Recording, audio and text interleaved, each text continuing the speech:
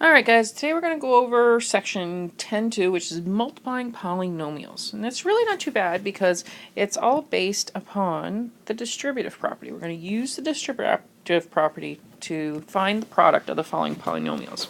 So like for example, with x plus 2 times x plus 3, we got two binomials being multiplied together. We're going to take each term from the first binomial and multiply it by each term in the second binomial.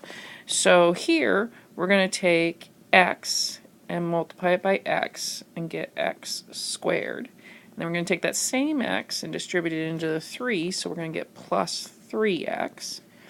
Then we're going to do the same thing now with the 2. We're going to take 2 and multiply it by x and get plus 2x. And then we're going to do 2 times 3 and get plus 6.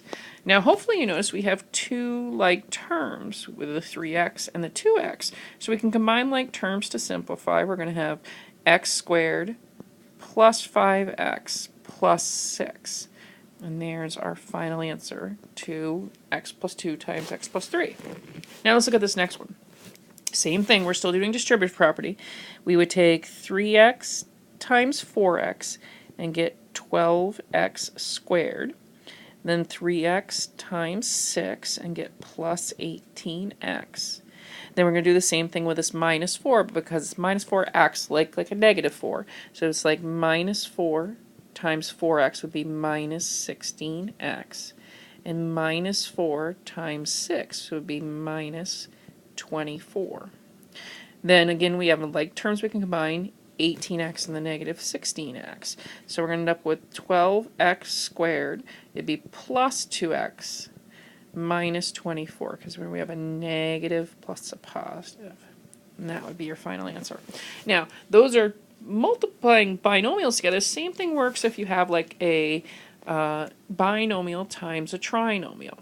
So here we have x plus 1 times 2x squared minus 3x plus 4. Works exactly the same way. So we're going to start and do distributive property. We're going to take, first of all, this first term x. I'm going to multiply it by 2x squared and get 2x cubed. Then x times minus 3x would be minus 3x squared. And then x times 4 would be plus 4x. And then we can keep going. The 1 in the second term of the binomial makes it really easy. Basically, if you take that 1 into each term here, it's the same thing. So we're going to have plus 2x squared minus 3x plus 4. And then this is why we talked about adding and subtracting polynomials earlier. We're going to combine like terms. There's the only x squared we have is a 2, or x squared. The only x cubed we have is the 2x cubed. So we're going to start with 2x cubed. Then we have minus 3x squared plus 2x squared leaves me minus x squared. Then we have 4x minus 3x leaves me plus x. And the constant, there's a 4 as no other constants to combine it with, so it's just going to be plus 4. So our answer is 2x cubed minus x squared plus x plus 4. Same thing here. Excuse me, you're just doing distributive property. So we'll start doing 2x times x squared will be 2x cubed.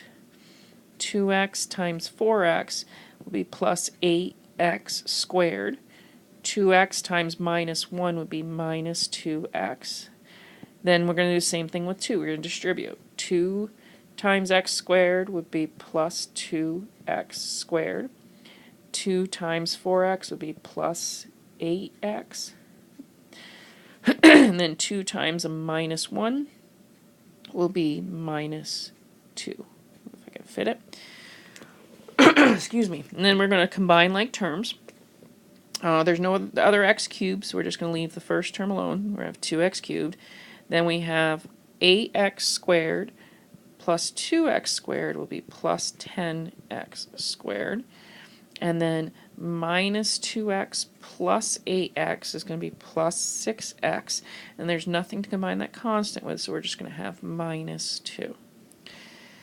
So, alright, what I want you guys to do is I want you guys to pause the video and then try these practice problems on your own, and then start the video back up again and I will go over the answers. So pause it and then please try it on your own, and then you can always check yourself by watching the rest of the video. Okay, pause right now. Alright guys, hopefully you've tried all the practice problems. Let's go over them real quick. Again, using distributive property. Alright, I do x times x and get x squared. And then x times minus 3 would be minus 3x. And I'm going to do the same thing with a 2 and distribute it. 2 times x would be plus 2x. And then 2 times minus 3 is minus 6. Then when you combine like terms, then minus 3x and then 2x, you get x squared minus x minus 6. Same thing here. We're going to do distributive property, distributing the x. X times x is x squared. X times minus 7 is minus 7x. 8 times x is plus 8x. 8 times a minus 7 would be a minus 56. So when we combine the like terms, we get x squared plus x minus 56. Now, let me move this up, looking at C. Again, doing distributive property. We start with 2x times 5x is going to be 10x squared. 2x times 1 would be plus 2x. 3 times 5x would be plus 15x. 3 times 1 would be plus 3. Then we combine like terms. We have some x's we can combine. So we'd have 10x squared plus 17x plus 3. Okay, and then looking at D. Alright, so we're going to do distributive property. We would do, oops, gotta get my pencil. We would do x cubed times 3x squared and get 3x to the 5th. X cubed times 1 will be plus x cubed. 2x times 3x squared would be plus 6x cubed. 2x times 1 would be plus 2x. Again, we have some like terms to combine. We can combine x cubed and 6x cubed. So we're going to have 3x to the 5th plus 7x cubed plus 2x. And there's my answer. Alright guys, hopefully this helped. Tomorrow we'll go over in class and get some time to work on these and make sure you understand them. Alright,